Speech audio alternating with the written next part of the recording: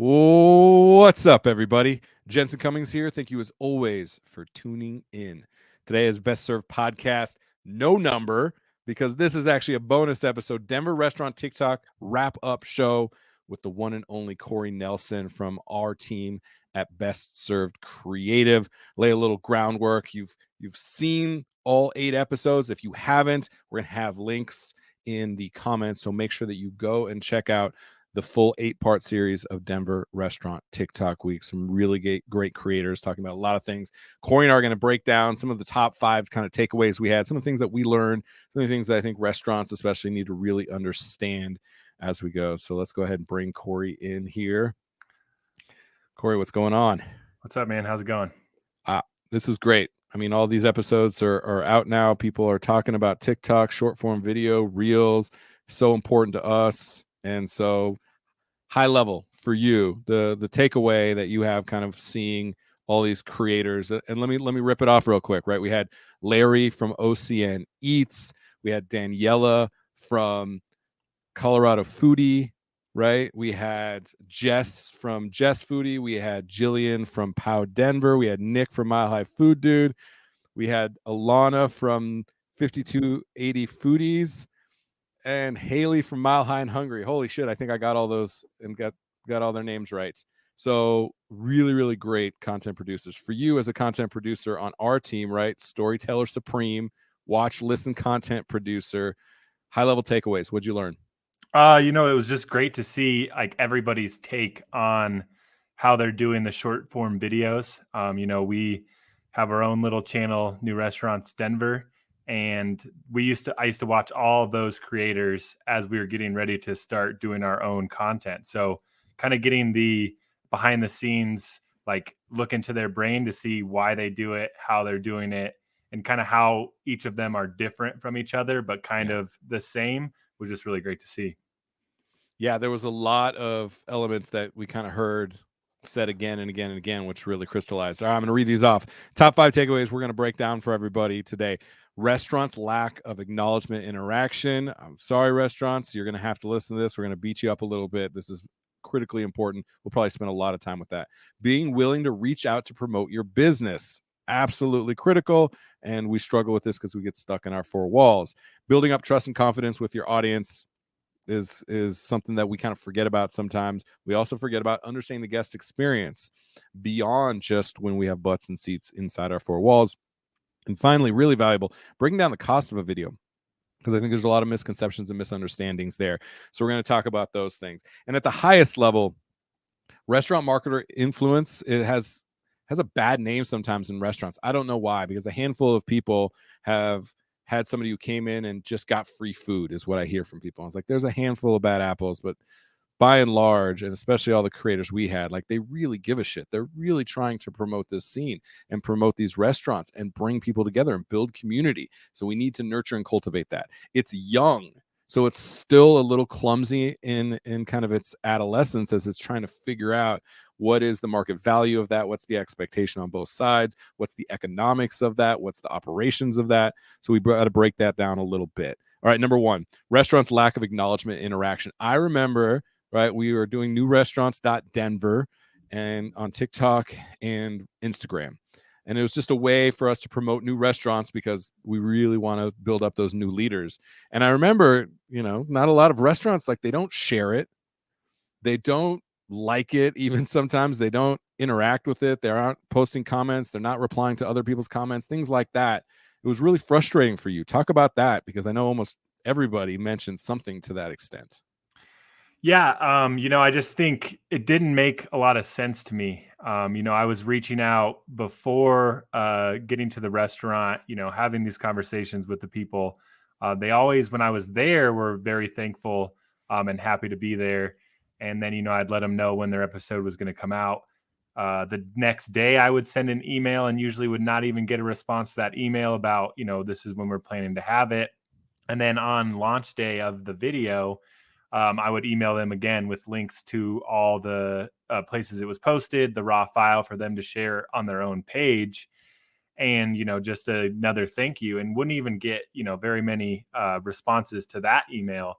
So even that, kind of frustrated me. And to hear other creators saying that they were experiencing the same thing when they have, tens of thousands more followers than we do and are doing way more videos and content than we are was just kind of frustrating to hear.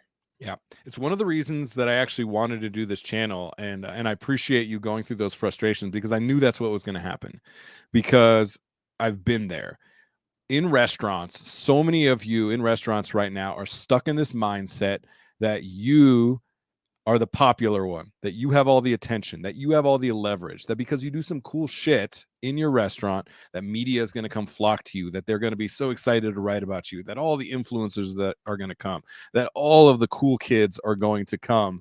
And we have to break that down. We have to get beyond that. You have to have some gratitude and acknowledgement of people who are willing to spend one fucking moment of their time and effort and their audience on you.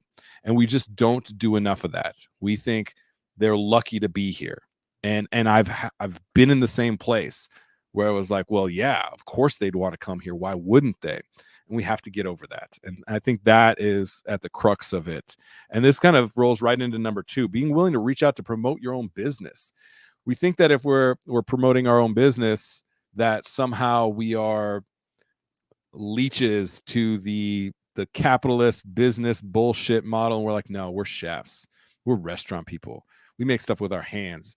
Just focus on the food. That's all that matters. The guest experience. The reality is, like, you are a media company.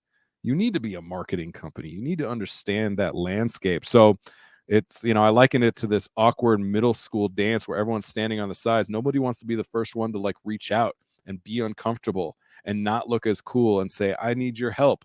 I want you to help me build community. So what did you see on that front? The kind of restaurants, and I think that plays into that, restaurants not being willing to reach back out to you because they don't have to.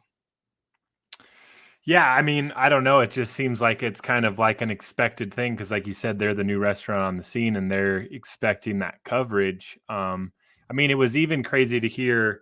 I believe Daniela was saying it in her episode that the restaurants reached out to her to be on the channel, and then even after the fact, they didn't share it, they didn't comment on it, they didn't like it, and so they're not even building that community. And I wonder how much of it comes down to we're going to run our own social media. We don't need to pay someone to do this. We can handle it in house. Sure. And then you get busy and, things are on fire and you're putting out a million different fires and you don't have time to, go and comment or respond to comments, or you probably forget that the video is coming out. And then Right. next thing you know, it's been 2 weeks and you're like, oh my God, I can't believe I forgot that. And you might think it's too late to even do anything at that moment. So I don't know. I mean, it doesn't make sense. Yeah. It doesn't make sense, yet it made perfect sense to me. And that was the challenges that I knew we were going to face, that I had to figure out ways that we can overcome them. Still haven't figured that out. This is another way to highlight that and bring in 8 different restaurant influencers to be able to kind of show, wait, there's some patterns here, some things that we can learn from and historically haven't been very good at. So I think it's really important. There's also a disconnect within restaurants to kind of let everyone know. Front of house doesn't talk to back of house. Servers and bartenders are on the same page. The managers and the line level are on the same page. The social media management didn't talk to the managers who were on when that restaurant influencer is coming in. All of these baton handoffs in restaurants are clumsy. They really are. So I think that feeds into it as well. Who's responsible for that? Who's accountable for that? Who's going to be the one to move that forward? So, and in this now, you're building trust and confidence. We know that we need to build that with our teams. We haven't done a good enough job of that. We need to build that with our guests. We historically haven't done a good enough job with that. Now we're talking about expanding beyond our 4 walls, and we have these these people who have followings, who have a voice, who are willing to put in the effort, and we're not building up the trust and confidence with them.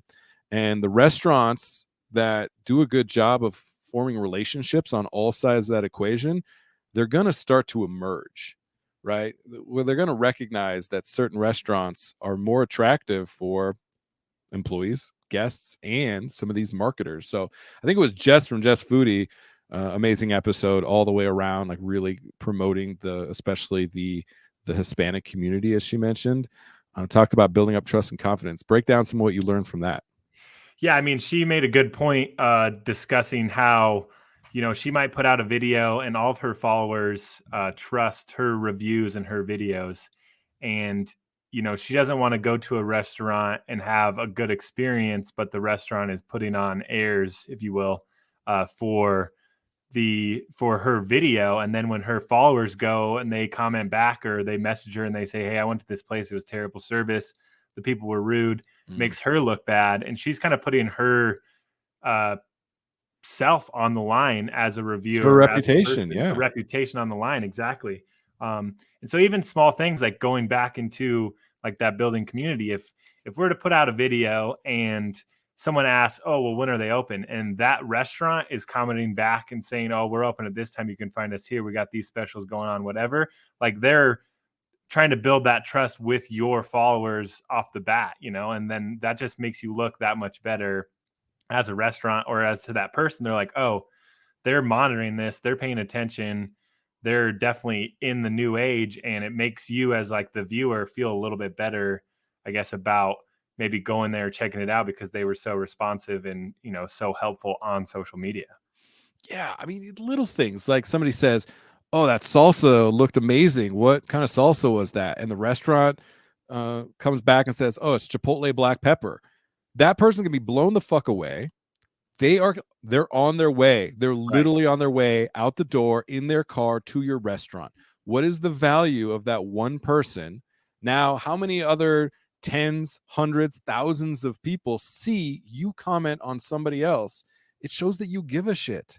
Mhm. The amount of social capital that you can create by showing people that you actually give a shit is astounding, and we're sleeping on it.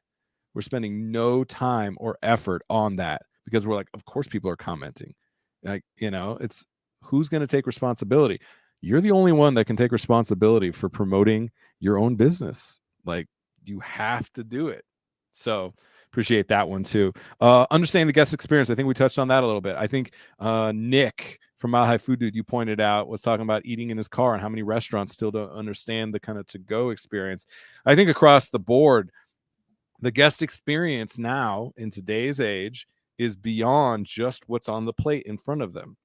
They're experiencing your brand on your website, on your social media platforms, on everybody else they knows and follows social media platforms, when they get food at their house, when they're eating at their car. So what were some of the takeaways as far as like reimagining, rethinking guest experience for you? Yeah, I mean, I think, kind of goes back to the, like you said, on the plate, the pretty pictures or whatever, you're going to get those nice looking pictures on social media. And that gives you an idea. But when you're actually there eating it or eating it in your car, like he was doing it, it's definitely a different experience. And even some of the other Mm. ones he kind of mentioned, they might do the dip or they might do the drizzle. He's like, but this is what it's really going to look like if you're cutting through a whole sandwich in your car or you're actually there. And I kind of like that angle because when you're making short form videos, you almost want to make the videos like you're bringing your friend along with you. You're like, hey, Mm. let's go check out this place. This is what we're Yep. going to get. And instead of you just seeing the interior and a couple fancy food shots, it's like, this is how messy my hands just got from trying to eat this burger, or, it went everywhere, but it was so good. And like, look at me, I'm a mess because I just couldn't stop eating it. I didn't have time to stop myself to clean or whatever.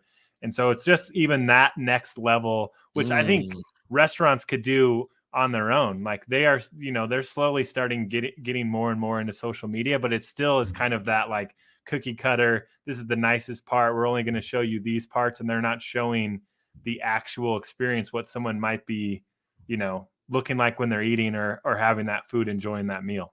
Oh, that just gave me a flashback to Carl's Jr. had a really good ad set, like I think in the late 90s into the early 2000s. If it doesn't get all over the place, it doesn't belong in your face. And I literally just remembered that. And they were promoting the fact that like that's a real burger. Like it's gonna get everywhere. Now, I'm not promoting Carl's Jr.'s burger. Let's get that straight for a second. But there is something to showing the experience beyond the expected experience. And I think that's what you're talking about, which I really appreciate. All right, last thing really quick, and everyone's going to have to check out the article that'll be in the comments as well. We talked a little bit about kind of the production and cost of a video, and especially Daniela really broke down the cost of a video, which can be time consuming, expensive. I know you experienced that. And they just want some free food. Bullshit. None of the people that we saw, and so many influencers and marketers out there, that's not their goal. And the reality is, if they get a dish or two dish, that's $40. It's taking them 2, 3, 4 hours to like go through this process, and that it's not worth it. It's not worth the time and effort. So what was the takeaway there? I'm sure that you were feeling that, because I know it took you a lot of time and effort. Any big takeaways from kind of the cost of producing a video? Yeah, I mean, I think it still comes down to that disconnect between not understanding fully what social media or TikTok or, short form videos is. I thought it was funny in Larry's episode. He's like, "Oh, I just give it to an editor and he does all the work and he does a great job." And he like gave him those shout out props. And I was like, "Hey, I love that," because I think a lot of people don't realize, or they're like, "Oh, you could just edit a video like pretty quick. No problem." Right. And even, you know, raw videos that you do on TikTok and edit in TikTok, like if you want to make those look really nice, like those can take a lot of time to do. It's not as quick and simple as you might think. When you start adding in, a nicer camera or filming with an outside camera and taking that into a editing software, then putting it into TikTok. I mean, like I said, for the stuff we do for New Restaurant Denver, when I was really in a vibe and getting the voiceovers and writing the scripts, it still was taking me around like 4 to 5 hours. So, a pizza that's, $15 or whatever the case may be, that doesn't really add up. And everything that we were doing for free. And, a lot of these creators, they expressed at the beginning, you asked them, why do you do this channel? And they expressed how, food is, a big part of their life, whether it was their family or the community or how much they enjoyed it. And so they're not doing it for that free meal. They're doing it because they want to help promote other people's businesses. And they also want to find the best of the best of Colorado and tell everybody about it, because they enjoy food and they want to share that experience with other people.